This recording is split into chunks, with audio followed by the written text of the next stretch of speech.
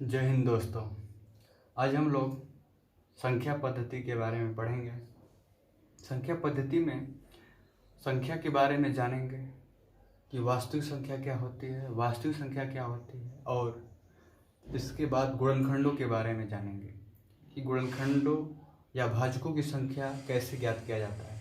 तो चलिए स्टार्ट करते हैं नंबर सिस्टम से, यानी संख्या पद्धति से। संख्या पद्धति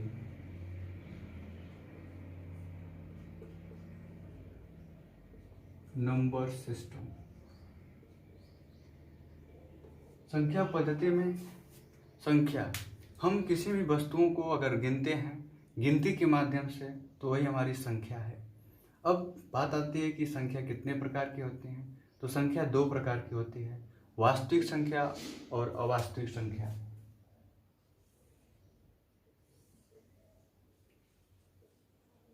वास्तविक संख्या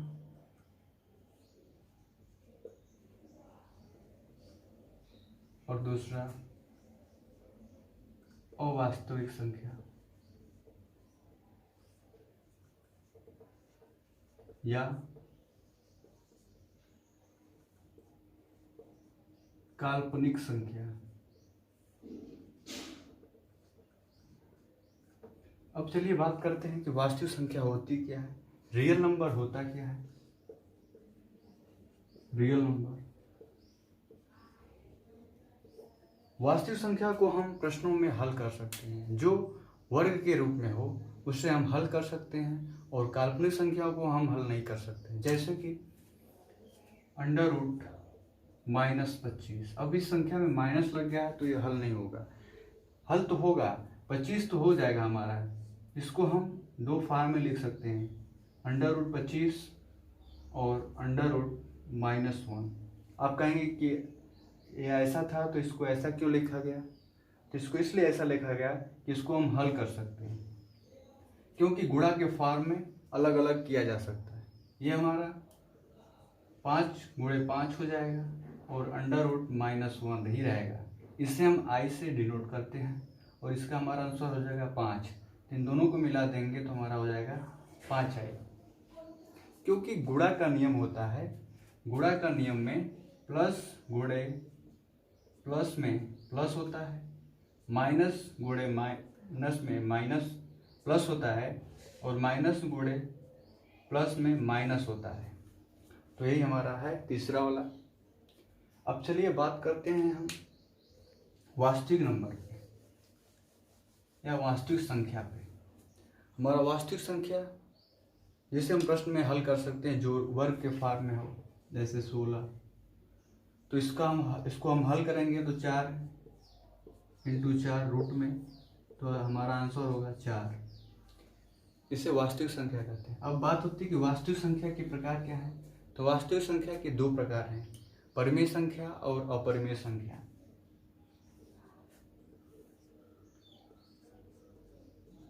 परिमेय संख्या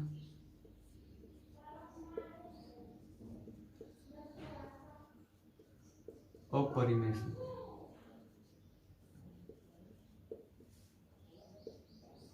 अब परिमेय संख्या किसे कहते हैं, जिसको हम p/q के रूप में या भिन्न के रूप में लिख सकते हैं, वही हमारी परिमेय संख्या होती है। और अपरिमेय संख्या जिसको हम p/q के रूप में नहीं लिख सकते, वही हमारा अपरिमेय संख्या है। जैसे √2, √3, क्योंकि जो इसको √2 को हल करेंगे तो बहुत ही संख्या आ जाएंगी, दशमलव के बाद अनंत तक संख्या आ जाती हैं, वही हमारी अपरिमेय संख्या होती है। चलिए इसका डिफिनेशन लिख लेते हैं। जिस संख्या को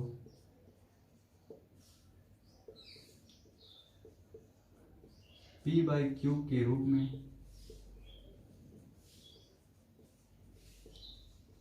लिख सकते हैं और p ≠ 0, यानी हर 0 नहीं होना चाहिए, नहीं हो, वह हमारी परिमेय संख्या है।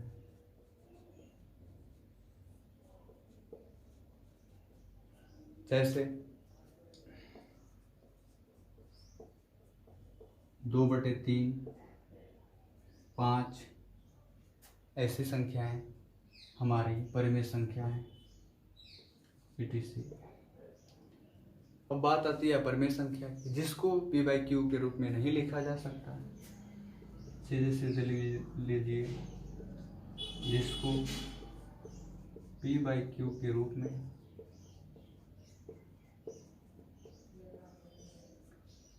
नहीं लिखा जा सकता,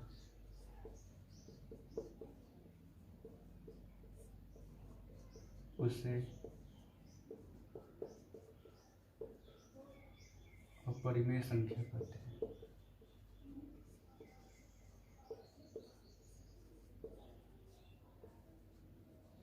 जैसे एग्जाम्पल हमारा √2, √3, √7 etc या √25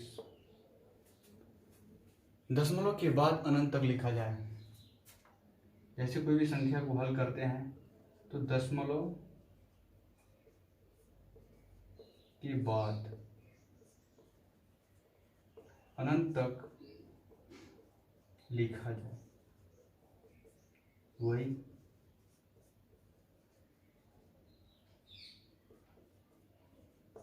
अपरिमेय संख्या है।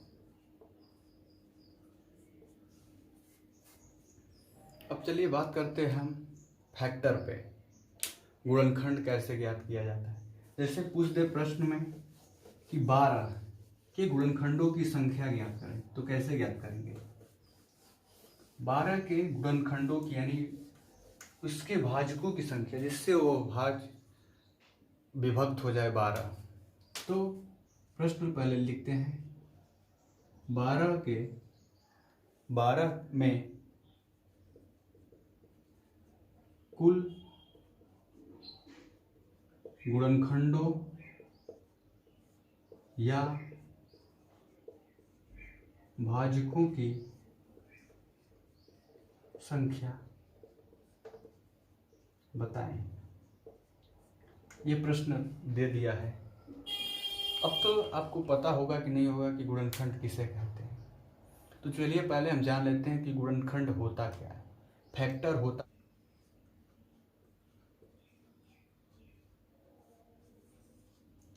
इस प्रश्न को हल करने से पहले हम गुणनखंड के बारे में जानेंगे, तभी तो हम उसके भाजकों या गुणनखंडों की संख्या बता सकते हैं।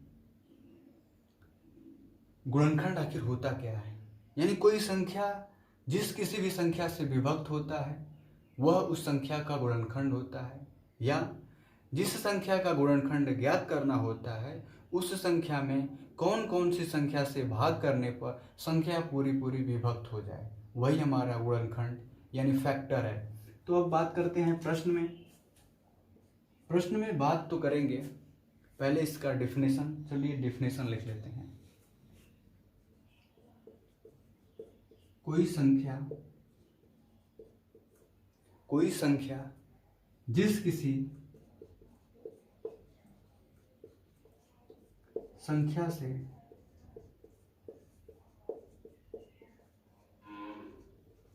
विभक्त हो वह उस संख्या का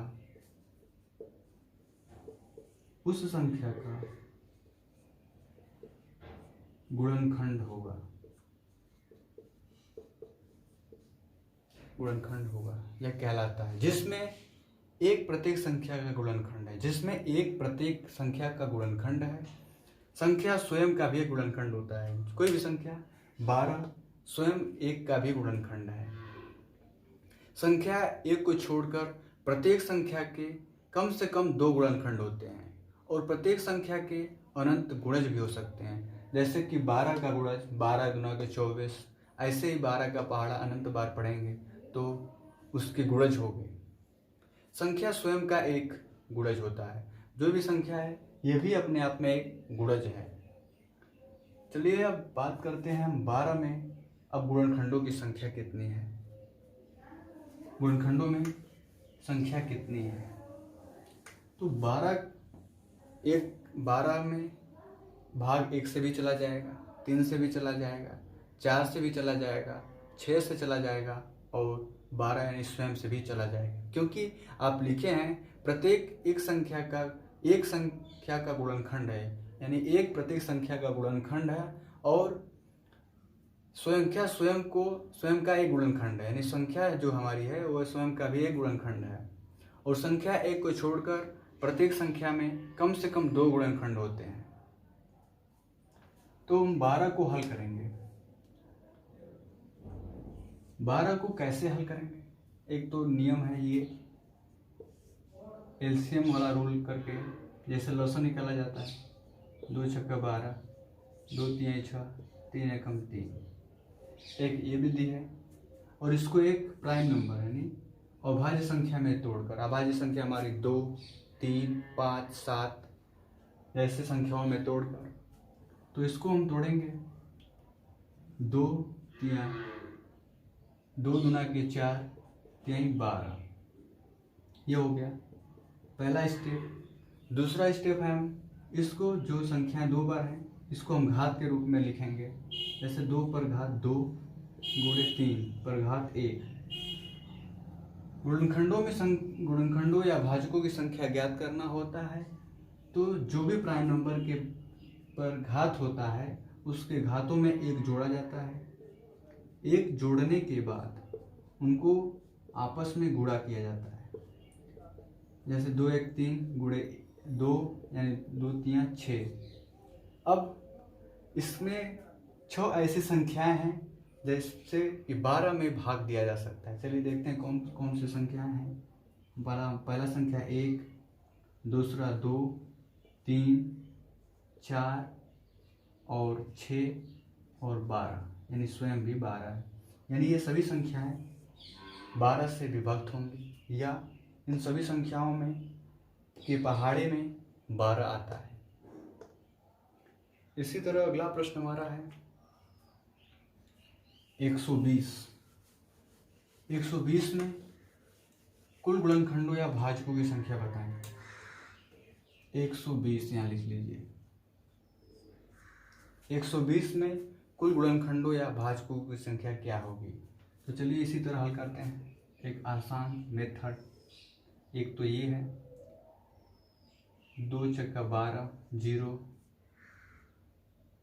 ये 2 सा जाएगा भाई, 2 3 6 0, 15, 3 5 15, 5 एकम 5। अब इन सभी संख्याओं प्राइम नंबर को हम घात के रूप में लिखेंगे, तो 120 बराबर 2 गुणे 2 गुणे 2 3 गुणे 5। इसको हम घात के रूप में लिखेंगे क्योंकि ये 3 बार है। अब 3 में की घात में एक एक जोड़ेंगे तो लंबा हो जाएगा, तो इसको हम 1 में लिखते हैं। 2 पर घात 3 गुणे 3 पर घात 1 गुणे 5 पर घात 1। अब हम इसके घातों में 1 जोड़ेंगे क्योंकि हमें क्या प्राप्त करना है? गुणनखंडों की संख्या। तो 3 + 1 मल्टीप्लाई 1 + 1 मल्टीप्लाई 1 + 1, तो 3 1 4 मल्टीप्लाई 2 मल्टीप्लाई 2। मल्टीप्लाई में ऐसे भी लिख सकते हैं। अब हम इसको गुणा कर देंगे तो हमारा 120 में कुल गुणनखंडों की संख्या प्राप्त हो जाएगी। तो 4 दूना के 8 दूना के 16। 16 ऐसे संख्याएं हैं जिसमें हमारा 120 आता है, या 16 ऐसी संख्याएं हैं जिनके पहाड़ों में 120 आता है। ऐसे ही मेथड और सवाल को समझने के लिए मेरे वीडियो को आप लोग देखते रहिए। अगले वीडियो में मैं इस गुणनखंडों या भाजकों की संख्याओं में सम संख्याओं का गुणनखंड पूछा जाता है, विषम संख्याओं का पूछा जाता है, तो उसमें मैं अपने वीडियो के माध्यम से आप लोगों के सामने प्रस्तुत होऊंगा। आज के लिए इतना ही। धन्यवाद। मेरे चैनल को सब्सक्राइब करें, लाइक करें। धन्यवाद।